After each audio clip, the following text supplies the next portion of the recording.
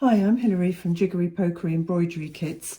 I'm going to show you how to do the backstitch outline for the middle circle, and I'm also going to show you how to use backstitch slightly differently for less regular shapes, such as the outline of the flower on the 8th circle.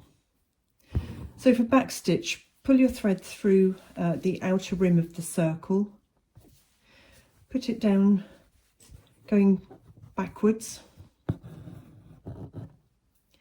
then put your needle through, this time going in front of the stitch that you've just made, and then put your needle back down,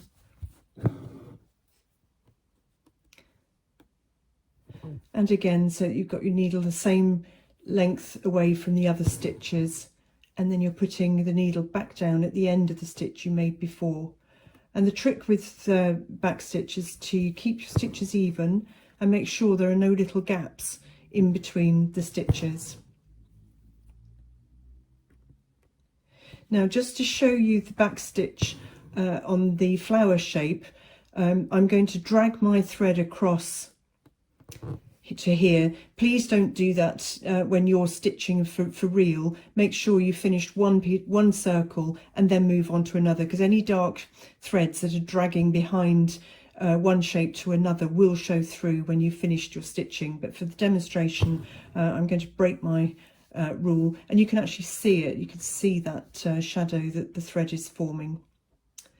So when you're doing uneven shapes, just use your backstitch to look for the best way of following the outline to make your line.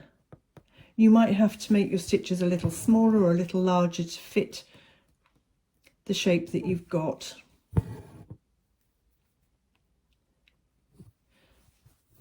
And each time you bring the needle up in front of you, of a stitch length in front, and then put it back down at the beginning of the stitch that you made before, and then from here back up to the T-junction, and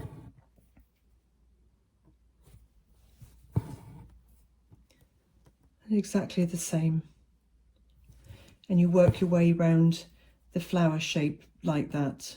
So backstitch is incredibly versatile because it's so useful for outlining shapes which are completely regular or ones that are irregular. It's used all the time.